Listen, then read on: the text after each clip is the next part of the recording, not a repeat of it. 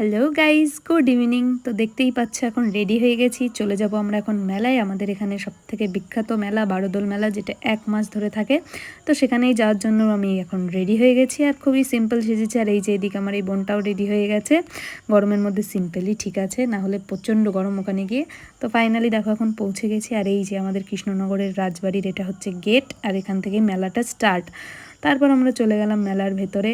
ফার্স্টেই তো দেখতে বসে গেছিলাম মেয়েদের যে পছন্দের জিনিসগুলো হয় সেইগুলো।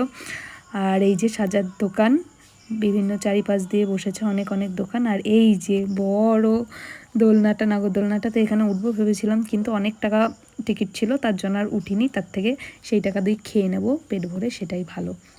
আর এই যে দেখো এখন খাবার নিয়ে নিয়েছি, স্প্রিং পটেটো আর মোমোস। এগুলোই খেতে ভালো লাগে মেলায় এসে। এই স্প্রিং পটেটোটা তো আমার খুব ভালো লাগে।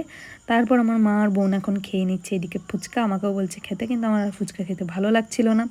দেন দেখো এখানে নানান রকম ফ্রাইজের আইটেম ছিল, এর মধ্যে থেকে আমরা নিয়ে নিয়েছিলাম ফিশ ফ্রাই। তো ফিশ ফ্রাইটা খুব আহামরি খেতে ছিল না, ওকে ওকে ছিল। তারপর নিয়ে নিলাম লস্যি। গরমের মধ্যে লস্যি না খেলে তো জীবনটা বেরিয়েই যাচ্ছিল, কারণ প্রচণ্ড গরম। আর আমার বোন নিয়ে নিল আইসক্রিম, আর এখানে 2টো কোকা কোলার মতন। আর রাতে এনেছিল বাবা মোগলাই। তো এটা দিয়ে আজকে ডিনার কমপ্লিট হলো। Tata, bye bye.